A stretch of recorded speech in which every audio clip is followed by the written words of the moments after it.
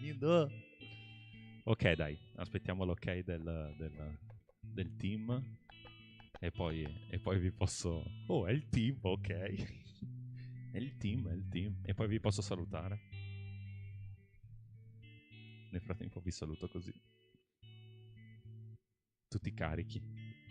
Quanto avete mangiato a ste feste?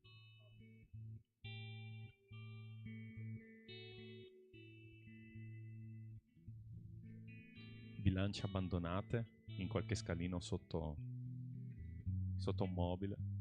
Io non guardo più la mia. Il Signore sa, quello è l'importante. Io ripongo la mia fiducia nel Signore. Il Signore sa le calorie che entrano, le calorie che escono. Noi ci affidiamo alla sua santa mano per aiutarci. Ok, buonasera, buonasera, buonasera a tutti, buonasera ai presenti, buonasera a chi ci sta ascoltando da casa, buonasera a chi ci sta magari ascoltando sotto le coperte in questo periodo così freddo, chi ci ascolterà poi nel futuro, in macchina o in qualsiasi altra situazione. Buonasera, grazia e pace nel nome del nostro Signore Gesù Cristo. Stasera voglio iniziare questo culto, voglio introdurre questo culto leggendo dal Salmo 77. Perciò se avete le vostre Bibbie nei vostri telefoni, nelle cartacee, se avete a portata di mano, se ce l'avete lontano, vi invito ad aprire per leggere qualche versetto sparso del Salmo 77, in cui sta scritto: la mia voce sale a Dio e io grido, la mia voce sale a Dio ed egli mi porge l'orecchio. Nel giorno della mia afflizione ho cercato il Signore, la mia mano è stata tesa durante la notte, senza stancarsi, l'anima mia ha rifiutato di essere consolata. Più avanti dal versetto 5, ripenso ai giorni antichi, agli anni da lungo tempo trascorsi.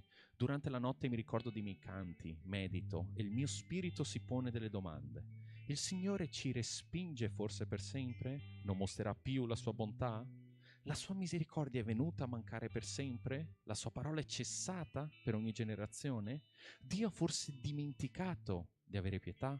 Ha egli soffocato nell'ira il suo amore? E questo salmo è molto, molto bello in particolare perché quando ci avviciniamo così alla fine dell'anno ci vengono delle domande, ci riguardiamo indietro e non so in particolare come sia stato il tuo 2025, non so se sia stato molto bello, molto brutto, non so se hai fatto nuove conoscenze, non so se magari hai perso delle amicizie, com'è andata con il lavoro, com'è andata in famiglia. Può essere che nel riguardarti indietro ti accorgi che è stato un anno pesante, è stato un anno difficile. Magari anche te, come il salmista, ti stai facendo queste esatte domande. Dio mio, dove sei? Dov'è la tua misericordia? Dov'è la tua pace? Dov'è tutta la gioia che tu mi puoi dare?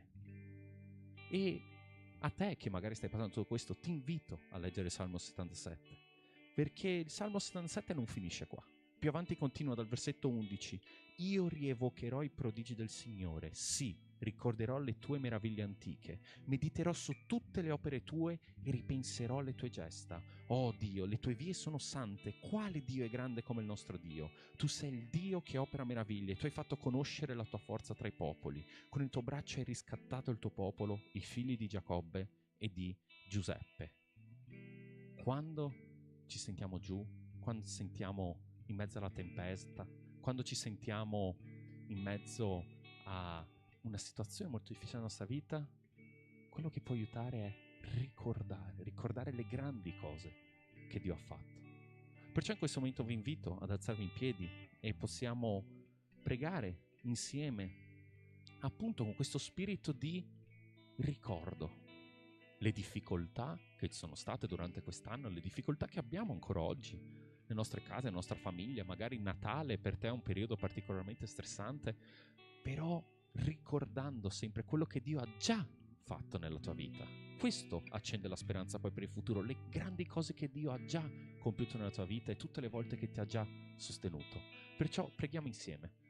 Ti ringraziamo Padre per questa giornata, ti ringraziamo per quest'anno che abbiamo potuto passare insieme, ti ringraziamo per tutti gli Agamove a cui abbiamo potuto partecipare durante quest'anno, ti ringraziamo anche per le difficoltà che abbiamo dovuto superare perché riconosciamo che molte di queste difficoltà vengono da te e servono per farci crescere.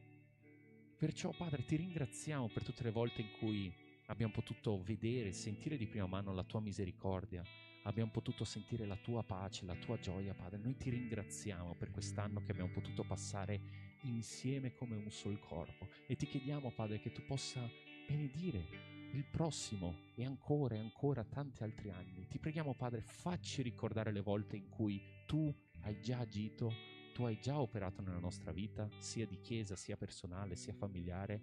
Ti chiediamo, Padre, che tu possa continuare ad ascoltare le nostre grida, che tu possa continuare ad ascoltare la nostra lode, tu possa continuare ad accompagnarci oggi e sempre. Tutto questo ti chiediamo nel nome di Gesù. Amen.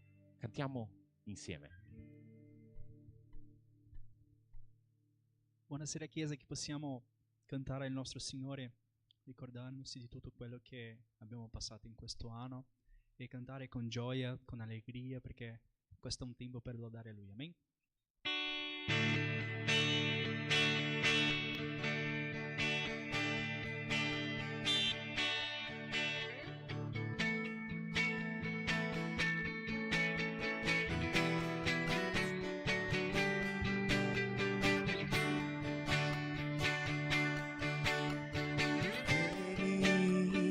Questo è il tempo per adorare. Vieni, apri il tuo cuore e consegna. Vieni, così come stai per adorare. Vieni, così come stai davanti al Padre.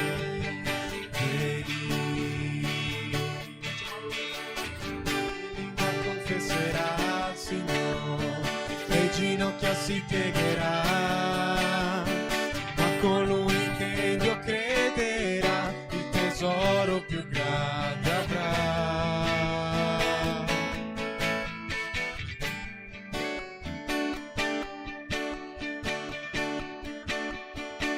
Cantiamo bene.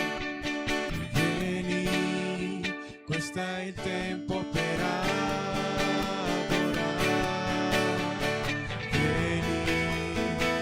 il tuo cuore e consegna.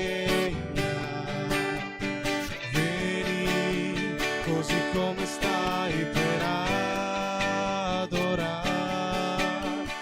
Vieni, così come stai davanti al Padre. Vieni, Cantiamo a Lui ogni lingua. ogni lingua confesserà al Signore, ginocchia si piegherà, a colui che in Dio crederà il tesoro più grande avrà. Cantiamo ogni lingua. Ogni lingua confesserà al Signore, e ginocchia si piegherà, ma colui che in Dio crederà il tesoro più grande avrà.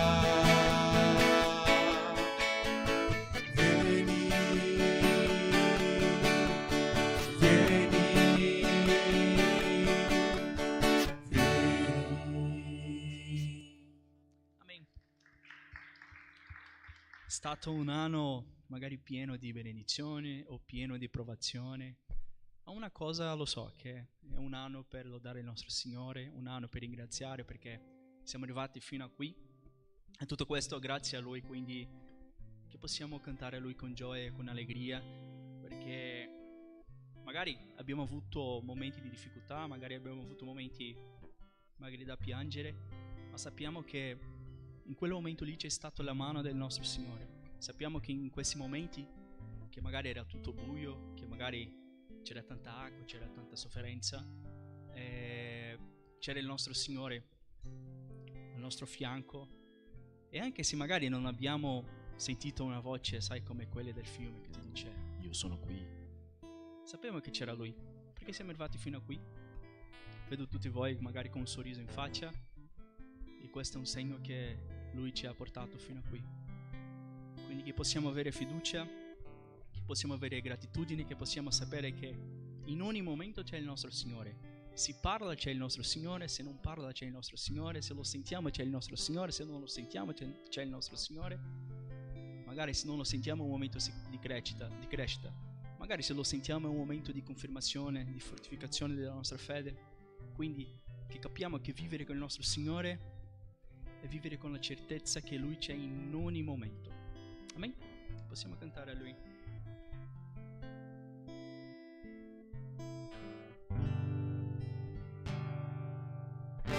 Se il sole tramonta e viene la notte, tu sei la mia guida. Se la tempesta devo affrontare, tu sei mio rifugio. Se nel mare io affondo, la tua mano su mi riporta per respirare, mi fa camminare sopra le acque.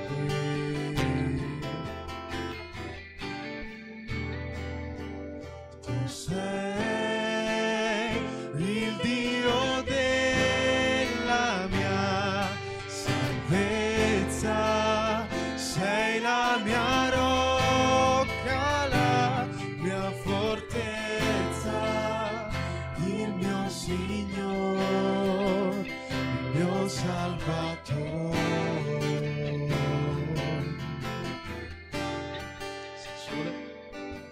Se il sole tramonta che nella notte, tu sei la mia guida. Se la tempesta devo affrontare, tu sei il mio rifugio.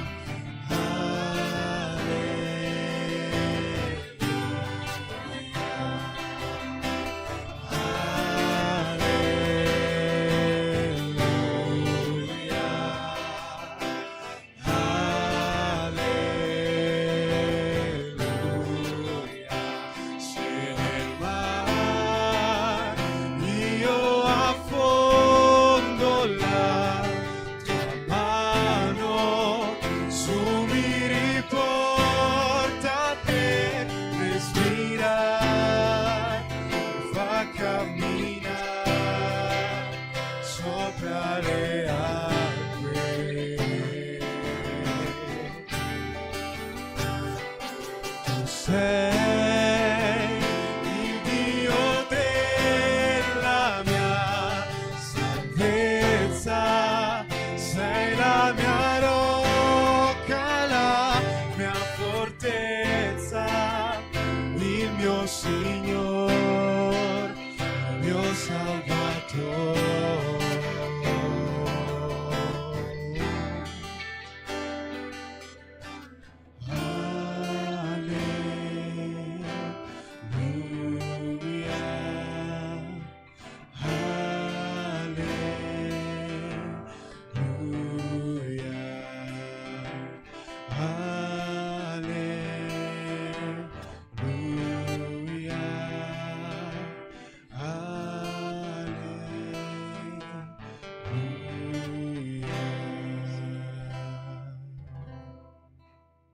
Padre, sappiamo che quando stiamo nel mare affonda c'è la tua mano che ci riporta per respirare. Quindi ti ringraziamo, Padre, perché sappiamo che in mezzo a tutti i momenti di difficoltà, in mezzo ai momenti brutti c'è il Signore, c'è la sua mano, c'è il tuo Spirito Santo, c'è la tua presenza. E stasera, Padre, ti chiediamo, Signore, come in ogni sera, che il Signore possa portare a noi la fiducia in te, Signore. La fiducia che magari se le situazioni non vanno bene sappiamo che c'è il nostro Signore. Portare la fiducia che c'è il tuo Spirito Santo di fianco a noi, che ci sostiene, Padre. La fiducia che abbiamo un Dio che provvede tutte le cose, un Dio che sa tutte le cose, un Dio che può tutte le cose. Che possiamo essere sempre, Padre, persone che hanno una fiducia in te, una fiducia nella tua presenza, nel tuo amore, una fiducia che Signore ci porterà avanti anche nelle situazioni più difficili, Signore, perché sei la nostra luce, Signore, sei la nostra salvezza, Padre, perché sei quello che ci sostiene, Signore. Ti ringraziamo, Padre, per tutto l'anno, Padre, ti ringraziamo, Padre, per tutti i momenti che abbiamo avuto, perché sappiamo che anche se non sono stati belli, magari sono stati momenti di crescita, sono stati momenti in cui la nostra fede è stata fruttificata, che la nostra fede è stata provata e che il Signore è stato lì. Quindi grazie, Padre.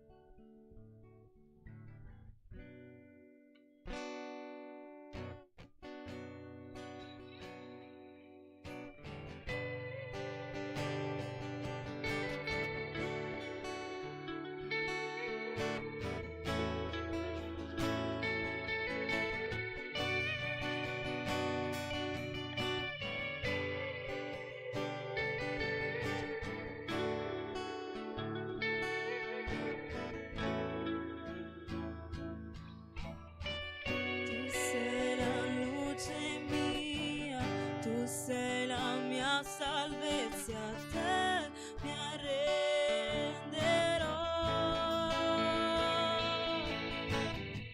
Se accanto a te starò, nelle mani tue nulla temerò.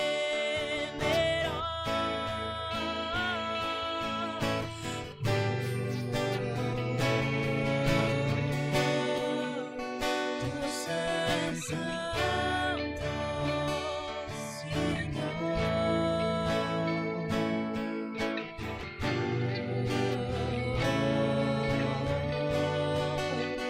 Tu sei degno di lode. Solo in te confiderò, in nulla temerò. Avanti io andrò, poi io so che vivo sei, e un giorno tornerai, in ciel mi porterai, per sempre regnerai. Alleluia.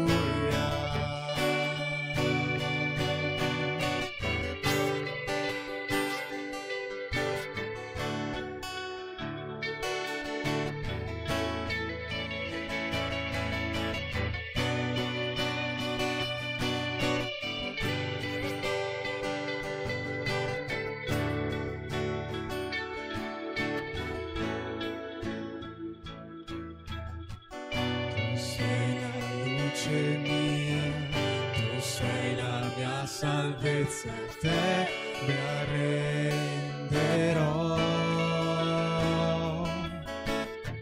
Se accanto a te starò, nelle mani tue nulla temerò.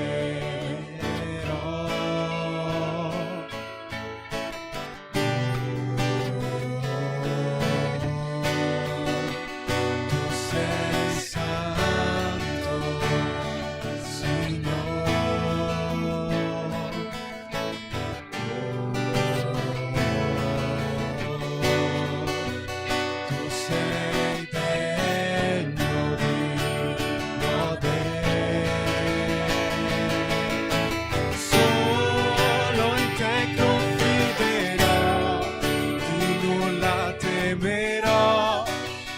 avanti io andrò, poi io so che vivo sei, e un giorno tornerai, in ciel mi porterai, per sempre regnerai, alleluia. Solo in te confiderò, di nulla temerò, avanti io andrò, poi io so che vivo sei, e un giorno tornerai, in ciel mi porterai, per sempre regnerai, alleluia.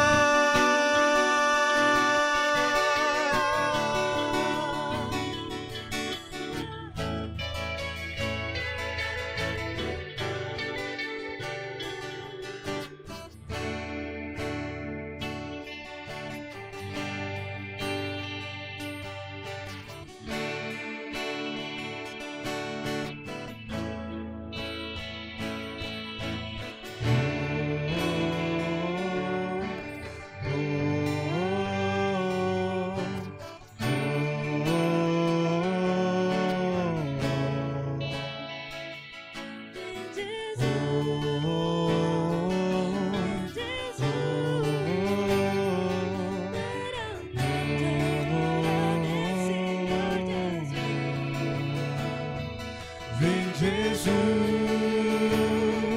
ven Gesù, Maranatha, ora ven Signor Gesù. Ven Gesù, ven Gesù, Maranatha, ora ven.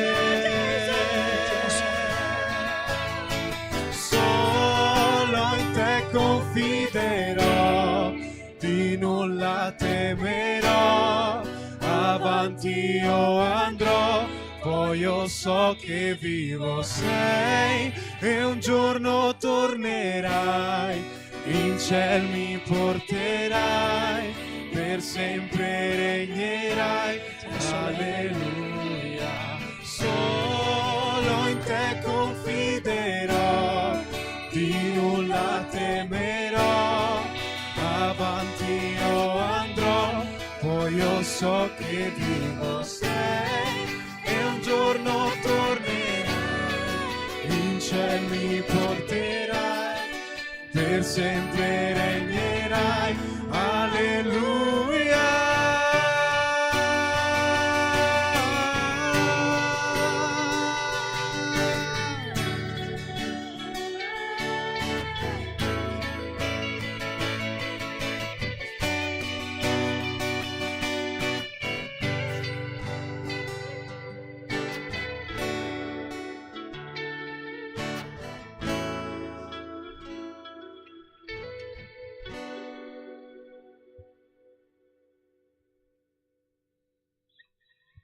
Signore, ti ringraziamo per questo momento, Padre.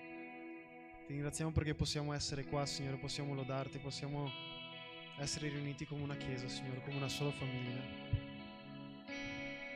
E questa sera, Signore, con questa musica vogliamo ringraziarti, Padre, e riconoscere che tu sei vittorioso in ogni difficoltà che noi abbiamo, Padre. Noi sappiamo che non importa quello che passiamo, tu sarai sempre lì, sarai sempre lo stesso. Sei lo stesso Dio che ha aperto il mare, Padre, che ha guidato il popolo di Israele, Signore, che lo ha liberato dall'Egitto. Sei lo stesso Dio che ha fatto miracoli, Signore, che ha portato il suo figlio. E sei lo stesso Dio che, Signore, che farà miracoli sulle nostre vite. Sappiamo che tu sei vittorioso su ogni difficoltà che noi abbiamo, su ogni paura, su ogni problema, Signore. Ti chiedo che questa sera, Signore, dei cuori possano aprirsi a te, che qualcuno, Signore, almeno una persona possa conoscerti, Padre, e riconoscere che tu sei grande, sei vittorioso, Signore. Nel nome di Gesù. Amen.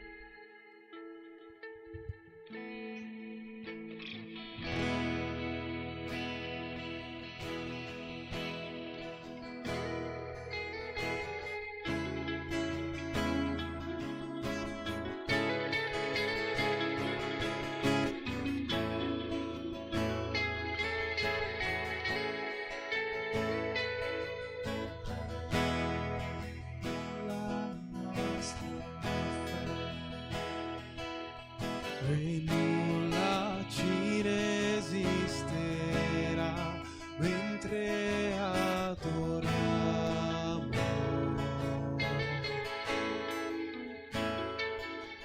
In mezzo alle tribolazioni il nostro Dio è vincitore, noi lo adoriamo.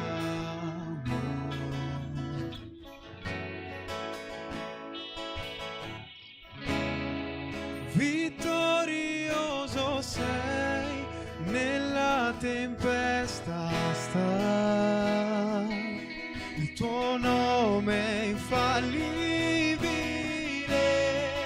i regni crollano, il tuo trono sempre sta, il tuo nome mai cambierà.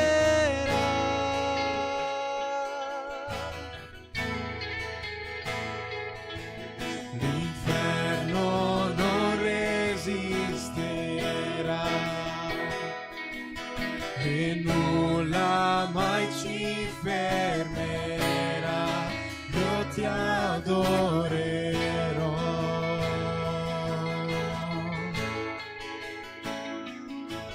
Le mura lui scuoterà, catene farà spezzare mentre adoriamo.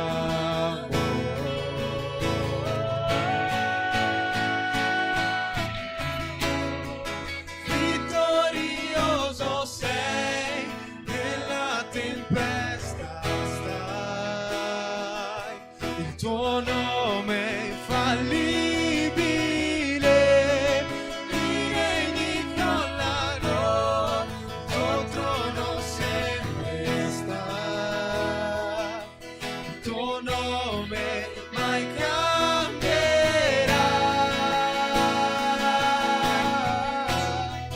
mai cambierà,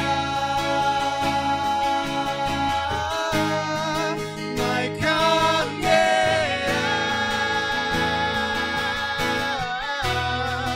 mai cambierà.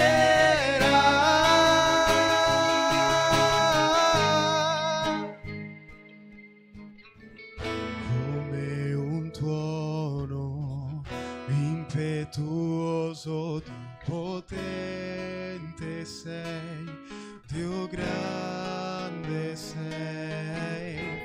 Venga il cielo, noi proclamiamo, Dio potente sei, Dio grande sei. Come un tuono impetuoso, Dio potente sei, Dio grande sei. Venga il cielo, noi proclamiamo, Dio potente sei, Dio grande sei. Come un tuono impetuoso, Dio potente sei, Dio grande sei. Venga il cielo, noi proclamiamo, Dio potente sei, Dio grande sei. Come un tuono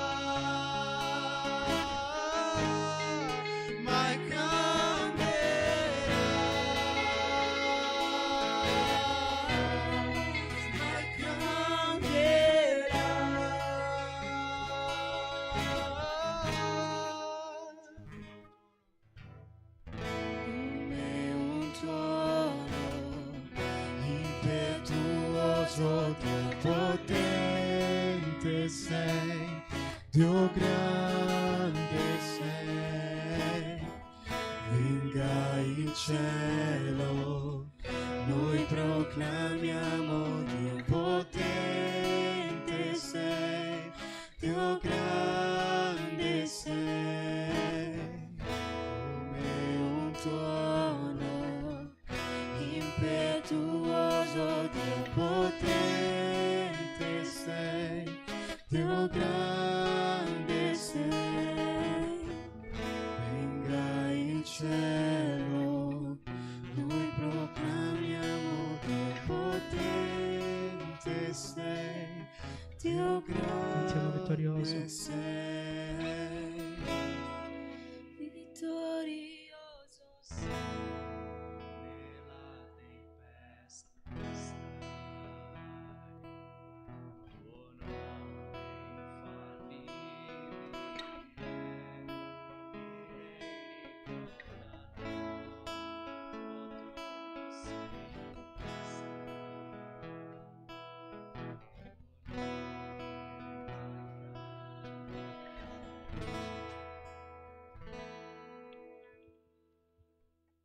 Grazie Signore. Il tuo nome mai cambierà, Signore. Sappiamo che sei potente, sappiamo che sei grande. Proclamiamo, Padre, qua come Chiesa, che il tuo regno venga, Padre. Che la tua presenza, Padre, sia manifesta qua, Signore, stasera, che possiamo sentire, Signore, la tua voce, che possiamo sentire il tuo Spirito Santo, Padre. Vogliamo avere una vita, Signore, attaccata a te, Signore, una vita, Signore, che sia basata su te, Signore, sul tuo regno, sulla tua volontà. Vogliamo, Padre, vedere il tuo trono, Padre. Vogliamo, Signore, vedere la tua presenza, vedere, Padre, le tue azioni, Signore. Vedere, Padre, i tuoi miracoli, Signore, vedere come tu puoi cambiare, Signore, ogni vita, Padre, ogni aspetto della nostra vita, Signore. Per questo stasera consegniamo, Padre, tutto quello che siamo, tutto quello che abbiamo davanti al tuo trono, Signore.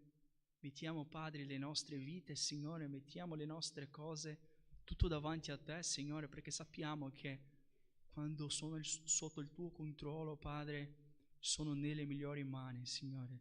Ti chiediamo, Padre, da manifestare la tua presenza, Padre. Ti chiediamo, Padre, da manifestare il tuo Spirito Santo attraverso la tua parola, Padre. Vogliamo uscire da qua, Signore, stasera migliore, Signore, uscire da qua con più conoscenza del tuo regno, con più conoscenza del tuo Spirito Santo, con più conoscenza della tua presenza, Signore. Chiariamo, Padre, che questo culto è tuo, che le nostre vite sono tue, e ti chiediamo, Padre, da continuare con noi, Signore, e manifestarsi attraverso la tua parola, Signore. Tutto quello che ti chiediamo nel nome santo di Gesù. Amen. Potete sedervi.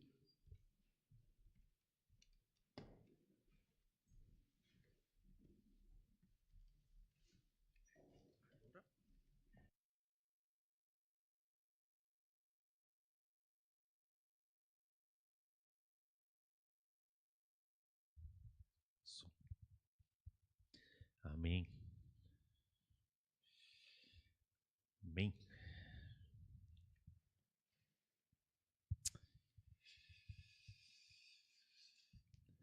Vediamo in quanto se lo ricordano. Boh, sì, spero. Io continuerò a farlo fino a quando fino a quando non lo saprete ormai a memoria.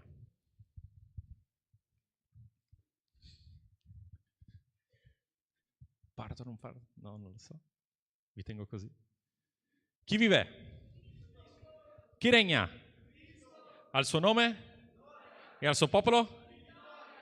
Ok, oggi è il 27, abbiamo tutti mangiato, 24, 25, 26, magari qualcuno ha anche un po' esagerato, magari qualcuno sente ancora qualcosa qui speso sullo stomaco, ma è il momento di bruciarle, queste calorie, perciò di nuovo ve lo richiedo, però lo dovete dire forte, bene, convinti, perciò io non posso urlare perché sennò faccio esplodere le orecchie delle povere persone che ci stanno seguendo da casa, ma loro vi devono sentire da questo microfono, perciò dovete andare via carichi, ok? Perciò, di nuovo, vi chiedo, chi vive? Chi regna? Al suo nome? E al suo popolo? Oh là, vedrete che 2026 lo saprete fare bene, lo saprete fare a memoria. Buonasera a tutti voi che siete qua, buonasera a chi non ho avuto chance di salutare prima. sempre un piacere poter partecipare all'ultimo Aga Move dell'anno Domini 2025. È stato davvero un anno. Non so poi voi come l'avete vissuto. Noi nel frattempo abbiamo anche festeggiato il nostro anniversario dell'Aga Move a settembre. È davvero bello poter riguardare indietro. E in particolare stasera ho l'onore, ho il piacere di concludere il terzo capitolo della lettera ai Colossesi. Lo stiamo seguendo già da un po', lo potete trovare nelle vostre Bibbie, nel Nuovo Testamento, ok? Lettera ai Colossesi, capitolo 3, dal versetto 22 in particolare oggi leggeremo, con anche un versetto del capitolo 4. E ormai la lettera ai Colossesi la conoscete, sì, praticamente a memoria, la stiamo affrontando già da diversi sabati. La seconda metà della terza lettera ai Colossesi si concentra in quelli che sono i doveri del cristiano. Tutto il terzo capitolo si concentra in quelli che sono i doveri del cristiano e la seconda metà su quelli che sono i doveri del cristiano nei rapporti. E in particolare Paolo si sofferma sui rapporti familiari, sui rapporti che possiamo trovare dentro casa, no? Abbiamo già discusso di mogli e mariti, abbiamo parlato di genitori e figli e adesso servi e padroni. Come servi e padroni? Alcune traduzioni, poi dipendendo quante vecchie avete la vostra Bibbia in mano, dice schiavi, che è una parola che in italiano ha un peso ancora maggiore. Ma come servi e padroni? Dentro di casa? Considerati come famiglia? Nella cultura romana e anche nella cultura greca, i servi erano essenzialmente degli oggetti. Il padrone aveva pieno e completo dominio, aveva piena e completa autorità sulla vita di quelli che erano i suoi servi domestici. E molto probabilmente l'immagine che avete nella vostra testa quando io sto parlando di servi, servitù e di schiavi è quella della cultura greco-romana. E nella cultura giudaica, invece, considerando che Paolo ha vissuto in quella cultura e stava scrivendo a una chiesa che aveva una forte componente giudaica, l'immagine dei servi era un po' diversa. Erano sempre un qualcosa sul quale il padrone di casa aveva la piena e completa autorità, ma erano più considerati come un qualcosa da rispettare, erano più considerati quelli che oggigiorno noi chiamiamo di maggiordomi. Un servo nella cultura giudaica, il più delle volte diventava servo per motivi economici oppure come uno schiavo, come bottino di guerra. Era comune nella cultura giudaica che una volta che avevo un debito con una persona, non riuscivo a pagare quel debito, io diventavo un suo schiavo per un numero di anni necessari per coprire quel mio debito. In qualsiasi caso, mai più di 7. C'erano addirittura delle procedure, come possiamo leggere nell'Antico Testamento, di schiavi che potevano diventare eternamente schiavi sotto un padrone, in caso gli piacesse particolarmente quel padrone, lui, tutta la sua famiglia. Perciò, quando parliamo così di schiavi, soprattutto quando stiamo parlando di Medio Oriente, dobbiamo ricordarci che era una parte del nucleo familiare. Non allo stesso livello magari dei figli, ma era lì durante tutti i momenti. Addirittura Giuseppe nell'Antico Testamento, di nuovo, se vi ricordate, lui arriva ad essere il sovrintendente della casa di Potifar. Nulla succedeva in quella casa senza il suo ok. Questa era la possibilità che avevano gli schiavi. Però oggi naturalmente la schiavitù, no, è un concetto abborrente all'interno della nostra società. È difficile per noi capire appieno come applicare questi principi di cui adesso leggeremo. Perché la domanda che ci dobbiamo fare quando leggiamo un testo del genere è: chi sono oggi gli schiavi? Io nella mia vita, nelle mie conoscenze, chi sono gli schiavi? Chi sono i padroni? Questi versetti sono un manifesto di quella che deve essere la nostra etica professionale. La nostra etica professionale in qualsiasi lavoro, la nostra etica lavorativa si deve basare su questo. A tutte le felicissime persone che ancora non lavorano, questa è l'etica di un buon studente. Questa è un'etica da seguire. E quando un giorno arriverete ad avere delle persone sottoposte a voi, questo è quello che dovete seguire come padroni, come responsabili, come capi di un reparto. E come in tanti altri contesti biblici ci viene chiesto di ribaltare completamente i rapporti come li intendiamo noi. Ci viene chiesto di andare contro natura, di andare contro la carne, di andare contro quello che è lo status quo e di andare oltre quello che è il semplice la bontà, la generosità, il semplice comportati bene. Ci viene chiesto di fare qualcosa di molto di più. Andiamo a leggere Colossesi capitolo 3, 22 fino al primo versetto del capitolo 4, in cui sta scritto: servi, ubbidite in ogni cosa ai vostri padroni secondo la carne, non servendoli soltanto quando vi vedono come per piacere agli uomini, ma con semplicità di cuore, temendo il Signore. Qualunque cosa facciate, fatela di buon animo, come per il Signore, non per gli uomini, sapendo che dal Signore riceverete per ricompensa l'eredità. Servite Cristo, il Signore. Infatti, chi agisce ingiustamente riceverà la retribuzione del torto che avrà fatto, senza che vi siano favoritismi. Capitolo 4. Padroni, date ai vostri servi ciò che è giusto ed equo, sapendo che anche voi avete un padrone nel cielo. Perciò il servo deve obbedire ai padroni in ogni cosa.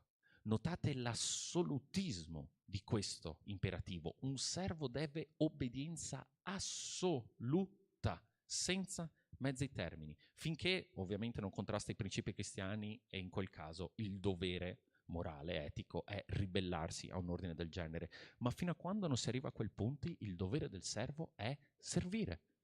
Il dovere dello schiavo è essere schiavo, è fare quello che esattamente il padrone gli dice. L'ubbidienza poi non deve essere qualcosa di macchinale, non deve essere qualcosa di forma, non deve essere qualcosa di immagine, ma ci viene chiesto di farlo dal cuore, con semplicità d'animo. Così come la sottomissione, che è un termine che abbiamo utilizzato più e più volte negli ultimi sabati, addirittura Emanuele l'ha nominato due settimane fa come la parolaccia, sottomissione. Nel 2025 pesa questa parola in italiano, dire a qualcuno che deve umiliarsi sotto qualcun altro. Sono parole pesanti, cariche di significato che dobbiamo trovare nella nostra Bibbia. Perciò, così come la sottomissione, l'ubbidienza ha un valore cristiano solo quando è un gesto che parte dal cuore. Il momento in cui una sottomissione è forzata, militarmente, con la violenza, in qualsiasi modo, non è più una sottomissione secondo i valori cristiani. Il momento in cui l'ubbidienza viene da qualche fattore esterno, non è più l'ubbidienza che ci viene chiesto qui, in questi testi. Ed ecco che il buon servo di un padrone è un buon servo di Dio, è un buon servo del Signore. Notate sempre questo parallelismo, come abbiamo visto già con figli, genitori, mogli e mariti. Il padrone è un'ombra di quella che è la figura di Dio. Un servo non serve il suo padrone perché è un buon padrone, perché se lo merita, perché se l'è guadagnato, ma perché riconosce che quella è un'ombra, un'immagine, un parallelismo di quello che è Cristo. E di conseguenza il servizio dato a un padrone, a un capo reparto, a un datore di lavoro, è un servizio dato a Dio. Il salario che ci viene promesso? Molto più di qualsiasi cifra economica, molto più di qualsiasi piacere, ma il motivo, non lo scopo, ma il motivo dell'obbedienza del servo ideale è l'eredità. L'eredità come ce la presenta la Bibbia, quell'eredità incorruttibile, immacolata, quell'eredità che è la vita eterna. Ed è per questo che l'Apostolo continua: servite Cristo, il Signore, a Cristo, perché non importa la condizione del padrone, non importa quanto importante sia, non importa quanto umile sia, tutti sono sotto il Signore. E il momento in cui tu servi qualcuno, il momento in cui tu ti umili per qualcuno, il momento in cui tu fai lo schiavo per qualcuno, è il momento in cui tu stai facendo tutto questo per Cristo. Poi, ovviamente, nel mondo reale, cosa ci ritroviamo come padroni? Cosa ci ritroviamo come professori? Cosa ci troviamo come responsabilità nella nostra vita? Persone che ogni tanto sbagliano, ogni tanto lo fanno in buona fede, ogni tanto lo fanno in malafede. Persone che magari approfittano della situazione, che fanno pesare la propria mano su di noi. E davanti a queste cose Paolo continua a dirci: non vendicatevi, non potete vendicarvi, continuate a sopportare, continuate a lavorare, perché Dio che è nell'alto dei cieli, Lui darà la retribuzione, Lui darà giustizia. Lo possiamo leggere, Paolo ci scrive più volte, ma ho scelto 2 versetti in particolare. In Romani capitolo 12, versetti 17 e poi il 19, in cui sta scritto: non rendete a nessuno male per male, impegnatevi a fare il bene davanti a tutti gli uomini. Saltando un versetto: non fate le vostre vendette, miei cari, ma cedete il posto all'ira di Dio, poiché sta scritto: a me la vendetta, io darò la retribuzione, dice il Signore. Poi in un'altra ancora lettera, Galati 6, versetti 7 e 8, in cui sta scritto: non vi ingannate, non ci si può beffare di Dio. Perché quello che l'uomo avrà seminato, quello pure mieterà. Perché chi semina per la sua carne, mieterà corruzione dalla carne, ma chi semina per lo spirito, mieterà dallo spirito vita eterna. Una delle caratteristiche più importanti di Dio è che Lui è giusto. Dio è giusto. Dio è giustizia. È la definizione della giustizia. Tutto è giusto o sbagliato in base a Lui. È da Lui da cui possiamo prendere i nostri precetti per la nostra etica, per il nostro comportamento. Cosa mi fa dire, questa cosa è giusta, questa cosa è sbagliata, questa cosa la devo fare, questa cosa no? Quello che ci dice Dio. Ed è per questo che dobbiamo capire che comportarci in modo giusto, quando ne abbiamo la possibilità, deve essere la nostra priorità. Perché comportarsi in modo ingiusto è un atto in cui noi, in una situazione, ci mettiamo a capo di quella situazione, diventiamo giudici di quella situazione e decretiamo: questo è il nuovo giusto e questo è il nuovo sbagliato. Comportarsi in modo ingiusto nella Bibbia, in particolare nel Vecchio Testamento, è un crimine gravissimo, è un peccato pesantissimo, è terribile quello che sta scritto che succederà ai giudici iniqui, alle persone che giudicano in modo erroneo, perché il momento in cui un giudice deve giudicare è un momento in cui quella persona sta facendo il lavoro di Dio, è il momento in cui quella persona sta guardando una situazione e sta dicendo: questa è la giustizia. Perciò anche noi, quando ci ritroviamo in determinate situazioni, dobbiamo scegliere fra questo giusto e sbagliato. In quel momento noi siamo giudici, giudici come Dio è giudice. E ci viene chiesto di essere giusti come Dio è giusto. Perciò, quando noi facciamo questo atto di giudizio in un modo errateo, in modo erraneo, facciamo in malafede un compito divino. Facciamo in malafede, riportiamo male l'immagine del nostro Dio. Giudichiamo erroneamente un nostro fratello. Perciò quando Paolo dedica un singolo versetto, nella prossima slide ho rimesso il testo, quando Paolo dedica un singolo versetto ai padroni e altri 4 ai servi, quello che possiamo capire è che è semplicemente una questione demografica. Molto probabilmente nella chiesa di Colosse c'era una fortissima presenza di servi, però Paolo sta chiamando i padroni a una grandissima responsabilità: essere giusti. Infatti Paolo scrive: padroni, date ai vostri servi ciò che è giusto ed equo, sapendo che anche voi avete un padrone nel cielo.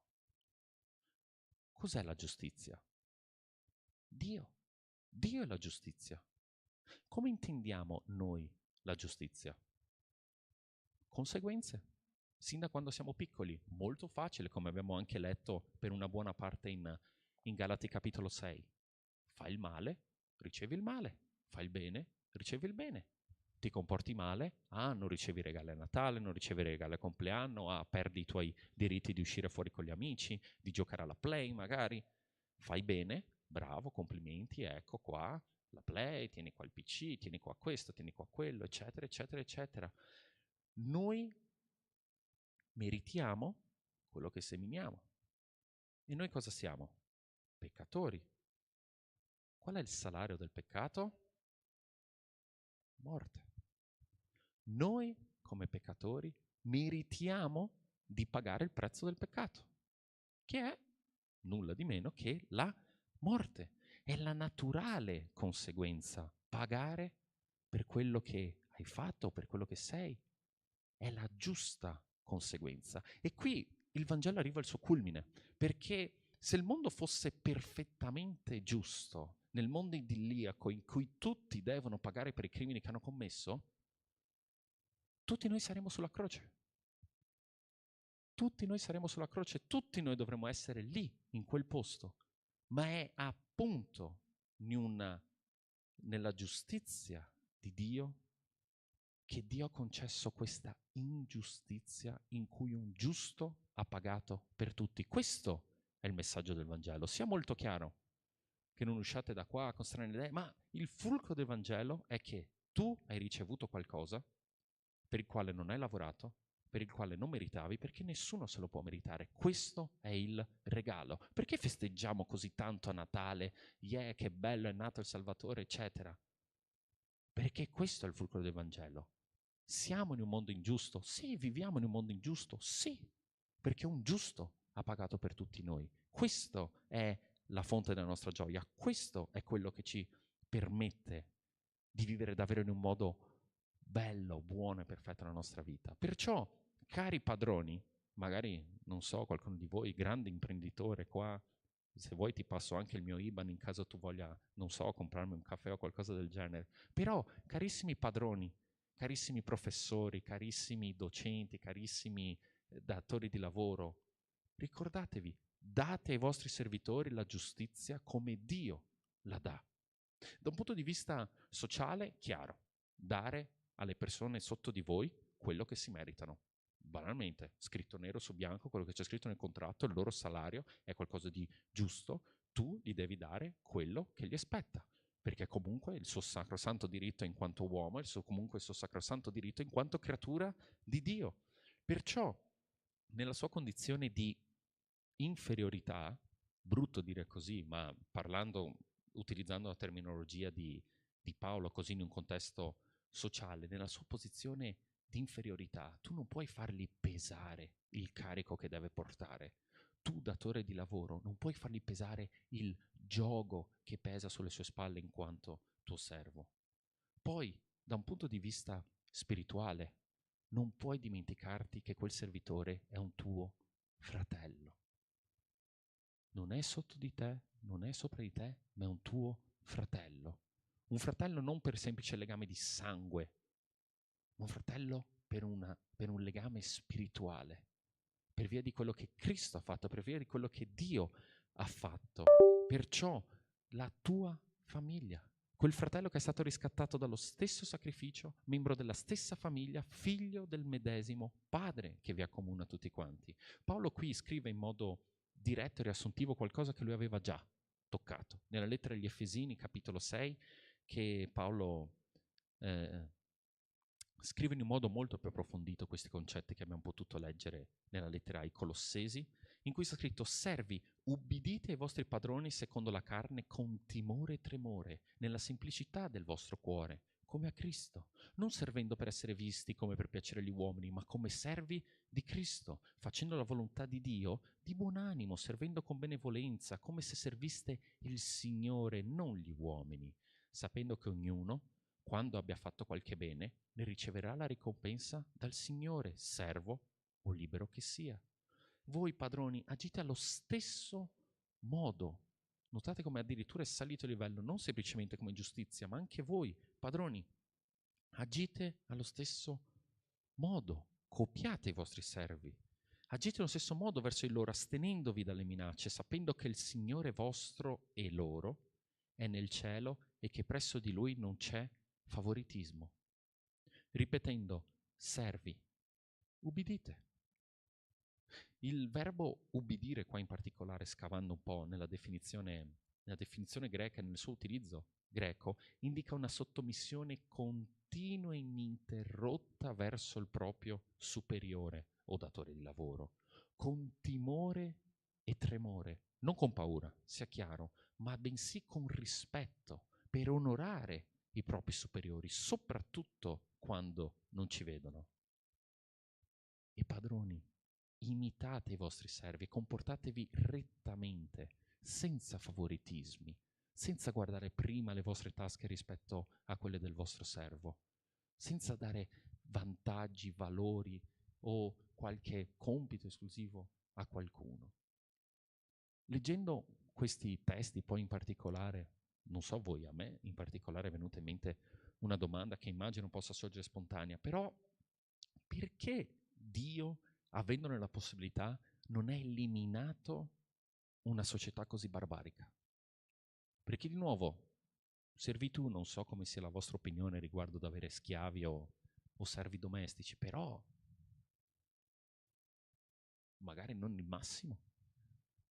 Anzi, di solito utilizziamo l'assenza di schiavitù e di servitù per indicare quanto avanti è andata una determinata società. Perciò perché Dio non ha semplicemente messo un enorme banner in fondo a Colossesi capitolo 3 dicendo eliminate la schiavitù? Perché Gesù durante il suo operato non ci ha mai dato indicazioni semplici, concrete, indicazioni legate a se volete un buon governo dovete fare così. Ah, un buon momento per votare è questo dell'anno. Oppure qualche altra indicazione di natura sociale, di natura politica, di natura così. Perché? Banalmente quello non era lo scopo di Cristo.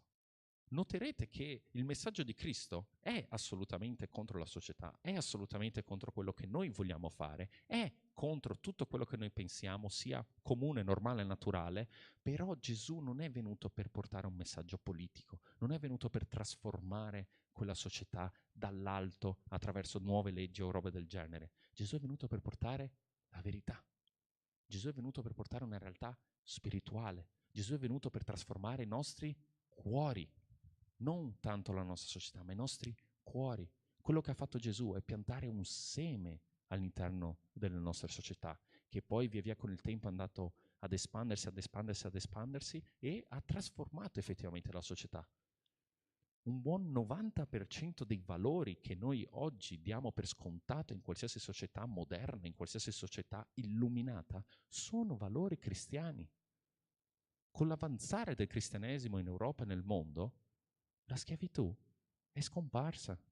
Durante gli anni dello schiavismo, in particolare quello verso gli Stati Uniti d'America o verso il Sud America, le persone che litigavano di più, le persone che battevano di più, che facevano più rumore affinché venisse fermato uno scempio del genere, erano cristiani, erano persone che con la propria Bibbia leggevano testi come questo e riconoscevano che, nonostante Gesù non avesse mai detto qualcosa contro l'istituzione della schiavitù, quando prendiamo testi come questo e li portiamo fino in fondo, sono valori che fanno scomparire questo sistema.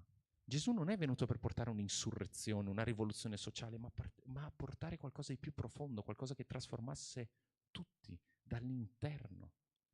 Perciò, servi, schiavi, quando avete bisogno di guardare qualcuno da cui trarre esempio, guardate Cristo. Cristo al massimo della sua servitù. Cristo che aveva tutti i diritti di potersi alzare e dire no, io questo non lo faccio, principalmente non per te, principalmente non per te, principalmente non per te. Guardate Cristo, disprezzato e umiliato mentre svolgeva il suo incarico, ha sempre ubbidito, si è sempre sottomesso alla volontà del proprio padrone celeste. Padroni, quando avete bisogno di guardare qualcuno da cui trarre esempio, guardate Cristo. Grande maestro, padrone indiscusso di tutta la realtà visibile e invisibile, cos'è che Cristo ha fatto? Una domanda che una volta mi è stata porsa, come immagino a molti di voi. Se tu avessi solamente un giorno di vita, cosa faresti? Ah, farei questo, farei quello, senza curarmi delle conseguenze, ho solamente 24 ore di vita. Gesù è arrivato al momento in cui sapeva di avere un giorno di vita e ha scelto di lavare i piedi. Il grande maestro, Dio incarnato, in Giovanni capitolo 13, si inginocchia per lavare i piedi. In particolare vi voglio leggere dal versetto 12 in cui sta scritto: quando dunque ebbe loro lavato i piedi ed ebbe ripreso le sue vesti, si mise di nuovo a tavola e disse loro: capite quello che vi ho fatto? Voi mi chiamate maestro e signore e dite bene, perché lo sono. Se dunque io, che sono il Signore e il Maestro, vi ho lavato i piedi, anche voi dovete lavare i piedi gli uni agli altri. Infatti vi ho dato un esempio affinché anche voi facciate come vi ho fatto io. In verità vi dico che il servo non è maggiore del suo Signore, né il messaggero maggiore di colui che lo ha mandato. Se sapete queste cose, siete beati se le fate. Colossesi, capitolo 3, in cui troviamo la chiave di lettura di tutta questa lettera. Quando leggiamo di mogli, mariti, figli, genitori, servi, padroni, la chiave è: guardate Cristo. Guardare sempre Cristo. Tutti questi pezzi di versetti che abbiamo discusso negli ultimi sabati possono essere riassunti come: guardate Cristo. Abbiate voi uno spirito simile a quello di Cristo. Perciò a tutte le mogli, a tutte anche le future mogli, avete bisogno di un esempio, avete bisogno di una guida, dovete seguire qualcosa, seguite Cristo, siate come Cristo. Tutti i mariti, i futuri mariti, seguite Cristo, siate come Cristo. Figli, quando i vostri genitori magari vi irritano, utilizzando una parola biblica, quando i vostri genitori non vi capiscono, oppure quando pensate di voler andare dall'altra parte del pianeta per non dover più parlare con loro, siate come Cristo. Genitori, come ha detto Emanuele 2 sabati fa, siate come Cristo. Servi, studenti, impiegati, tutti voi siate come Cristo. Padroni, professori, datori di lavoro, siate come Cristo. Perciò in questo momento un po' così, per chiudere anche l'anno in bellezza e chiudere anche così Colossesi capitolo 3, vi chiedo di alzarvi in piedi per pregare. Invito anche già il gruppo di lode. E in questo momento io vorrei davvero stressare quello che è il messaggio chiave cardine di Colossesi, perché la teologia deve girare intorno a Cristo. Non c'è teologia se non c'è Cristo, molto semplicemente. Colossesi si basa esattamente su questo. Paolo stressa tanto questo: Cristo, quello che ha fatto, quello che è e quello da cui possiamo prendere tutte queste cose. Perché i messaggi che abbiamo dato durante questi sabati non sono messaggi umani, non è qualcosa assolutamente di fattibile. Non me la sento di andare da nessun figlio e chiedere di avere una pazienza infinita verso i propri genitori o qualcosa del genere. Però è quello che la Bibbia ci chiede di fare. Perché la Bibbia nasconde, ha dentro di sé una verità molto importante, che noi non siamo da soli, che tutto questo sforzo non viene tanto da noi, ma viene da Cristo, da quello che Lui ha fatto. Perciò la Bibbia non chiede tanto trasformatevi come Cristo, ma più che altro ci chiede lasciate che Cristo vi trasformi. Perché Cristo può darti la pazienza necessaria per poter essere il servo, il figlio, per essere la moglie. Può darti la saggezza necessaria per poter condurre bene come marito, come genitore, come padrone. È solo attraverso Cristo che abbiamo tutto questo. Perciò preghiamo insieme, chiedendo appunto a Lui effettivamente che ci dia le capacità per poter vivere intensamente quello che abbiamo letto in Colossesi capitolo 3. Padre, in questo momento ti vorrei ringraziare di nuovo. Vorremmo ringraziarti insieme come Chiesa, come un unico corpo, perché ci guardiamo indietro e riconosciamo quello che tu hai fatto nelle nostre vite. Ti ringraziamo per i momenti in cui ci sei stato vicino, ti ringraziamo per tutto quello che ci hai dato, ti ringraziamo per le difficoltà che ci hai permesso di superare. Padre, ti ringraziamo per questo messaggio, per queste parole che tu ci hai dato e ti ringraziamo per l'opera che tu compi in noi. Ed è con questo spirito grato che noi ti vorremmo chiedere di agire nelle nostre vite, toccare i nostri cuori, entrare dentro di noi e agire, trasformarci, cambiarci, convincerci della tua santa parola. Ti chiediamo, Padre, che tu possa continuare ad accompagnarci, a benedirci, a starci vicino in un momento di difficoltà, illuminarci per capire come comportarci in un modo giusto come solo tu sei, Padre. Ti chiediamo perdono per quelle volte che non siamo riusciti a vivere all'altezza di questo testo che stiamo leggendo. Chiediamo perdono per quelle volte anche durante quest'anno in cui, guardandoci indietro, riconosciamo di non aver fatto del nostro meglio. E riconosciamo, Padre, questo perdono tu ce lo dai non perché ce lo meritiamo, non perché ce lo siamo guadagnati, ma solo attraverso la tua infinita misericordia, la tua sovrabbondante grazia su di noi. Tutto questo noi ti chiediamo, tutto questo noi proclamiamo solo attraverso il nome di quel tuo Figlio che hai dato a noi come regalo immeritato, che ha portato fino alla croce. Nel nome di Gesù, amen.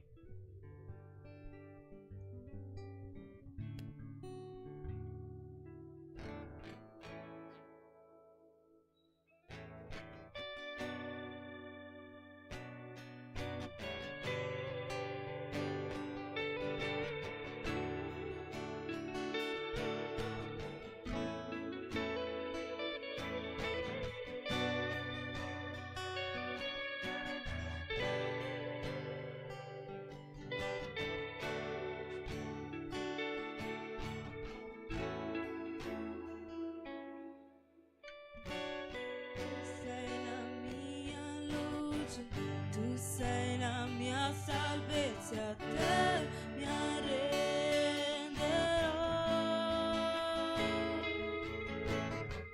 Se accanto a te starò, nelle mani tue non la temerò.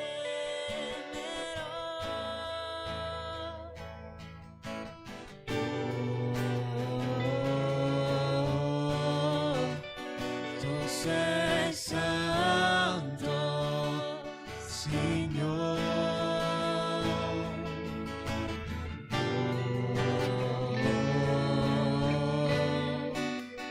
Tu sei degno di lode.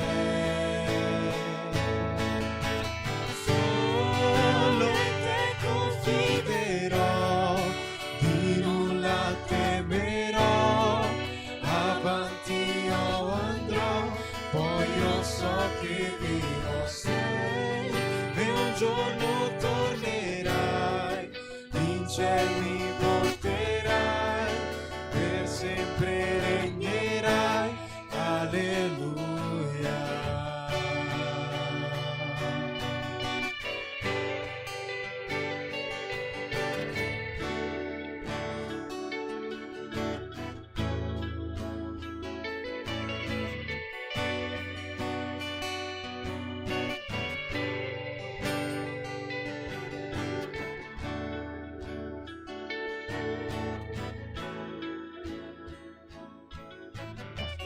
Tu sei la luce mia, tu sei la mia salvezza, a te mi arrenderò. Se accanto a te starò, nelle mani tue nulla temerò.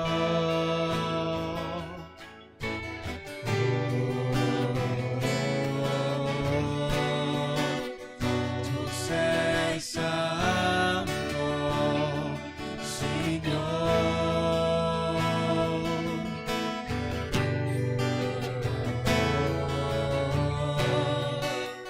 Tu sei degno di lode. Solo in te confiderò, di nulla temerò. Avanti io andrò, poi io so che vivo sei, e un giorno tornerai, in cielo mi porterai, per sempre regnerai, alleluia. Solo in te confiderò, di nulla temerò. Avanti io andrò, poi io so che vivo sei, e un giorno tornerai, in cielo mi porterai, per sempre regnerai, alleluia.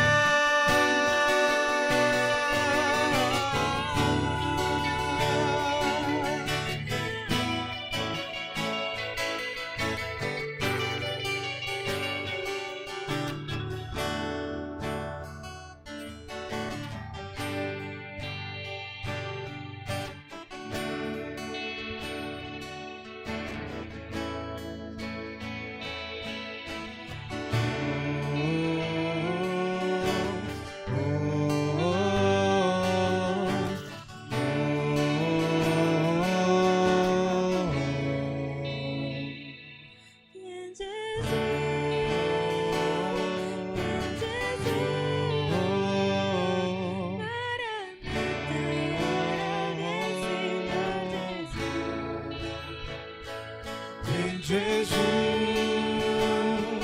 ven Gesù, Maranatha, ora ven Signor Gesù, ven Gesù, ven Gesù, Maranatha, ora ven.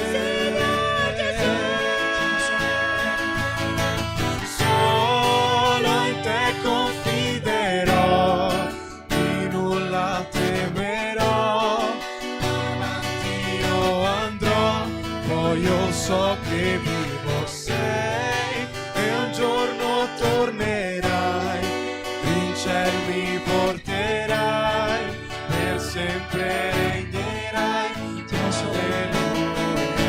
Solo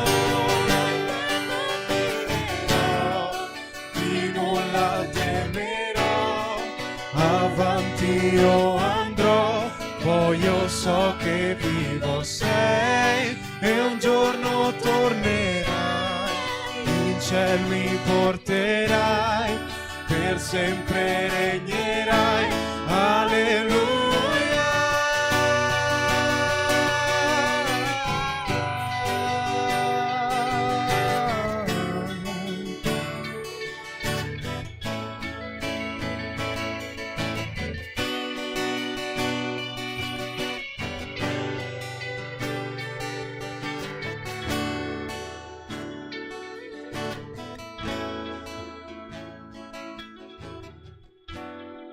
Padre, ti ringraziamo per questo momento, Signore. Grazie perché possiamo essere qui un'altra volta, un altro giorno, Padre, un'altra settimana. Grazie per questa giornata, perché possiamo vivere, Signore, perché possiamo alzarci dal nostro letto, Signore, poter pregare, poterti ringraziare, Signore. Possiamo essere qui riuniti per cantare, Padre. Grazie per questa fratellanza, per tutto quello che ci hai dato, Signore, per le nostre famiglie, per i nostri amici, Signore, i lavori che abbiamo, le scuole in cui andiamo, Padre. Ti ringraziamo, Padre, perché sappiamo che tutto questo viene da te, Signore, e riconosciamo che tu sei grande, Padre. Grazie per questi momenti. Nel nome di Gesù, amen. Potete sedere. Amen. Amen. Usci. Amen. Vi rubo soltanto altri 2 minutini. Stasera non ci saranno i nostri piccoli gruppi, ok?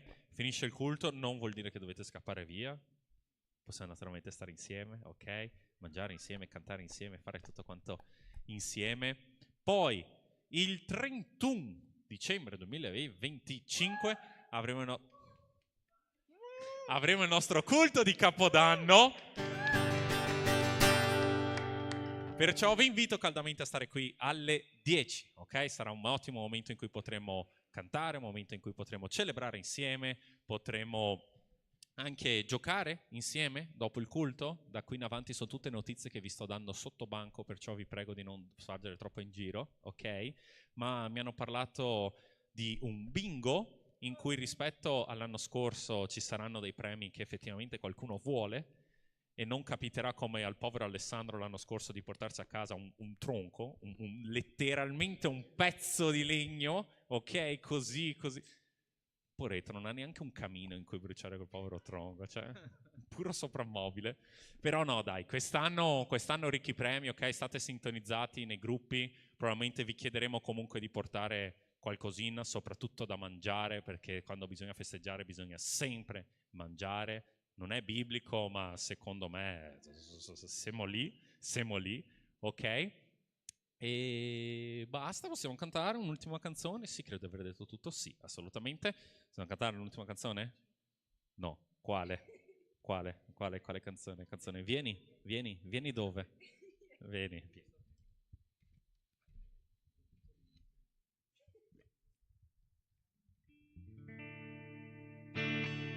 Dai Chiesa, alziamoci in piedi. Io sono già in piedi. Campeggio 2026, maggio!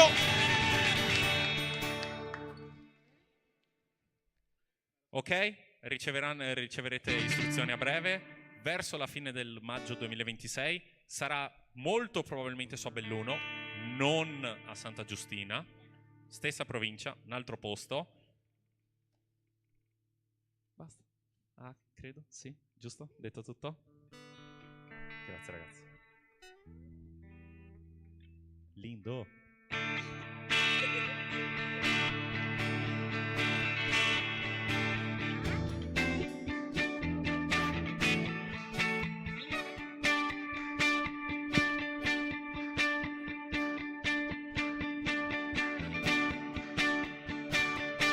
Tempo per adorare. Vieni allo il tuo cuore consegna. Vieni così come stai per adorare. Vieni così come stai davanti al Padre. Vieni. Cantiamo in lingua. Ogni lingua confesserà al Signore, le ginocchia si piegherà, ma colui che in Dio crederà, il tesoro più grande avrà. Vieni, questo è il tempo per adorare. Vieni, al tuo cuore consegna. Vieni così come stai per adorare.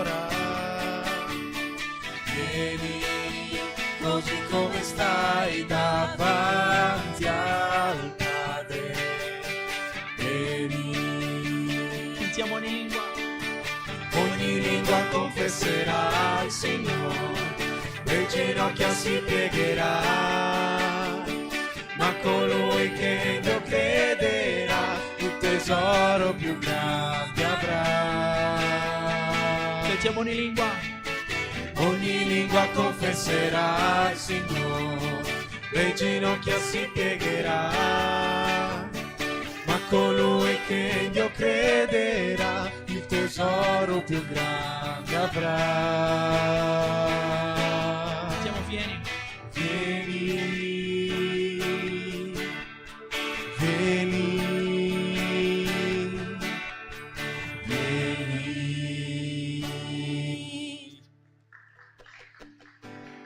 Grazie e ciao.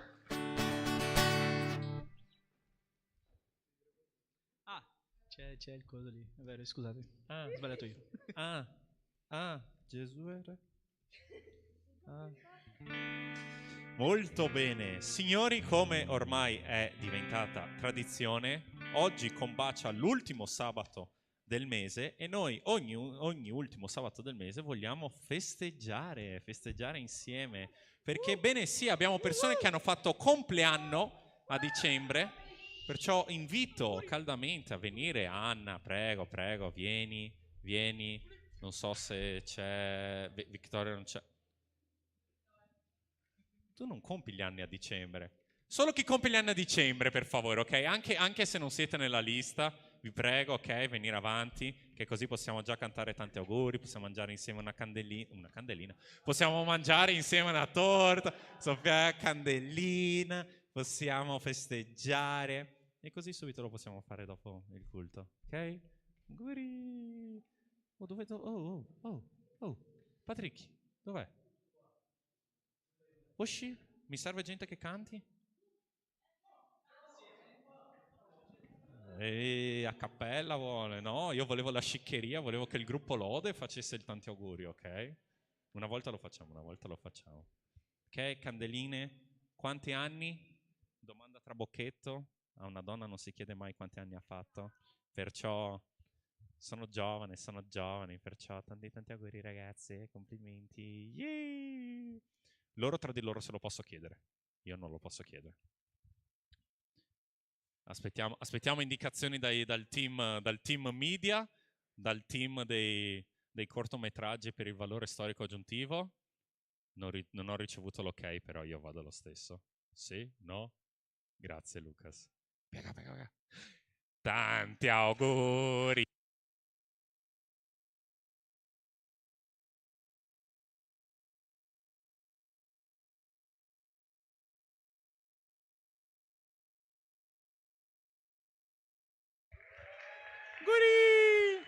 Sofia, Sofia, Sofia, Sofia Candelina, giù di polmoni, giù di polmoni!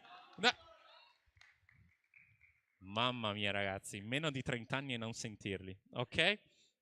Perciò non vi posso, nemmeno di 20 addirittura, ok? Perciò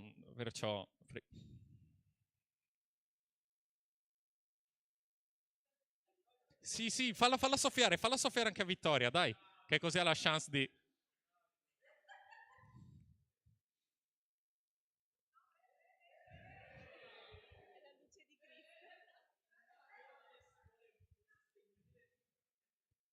Ok, quella è spenta.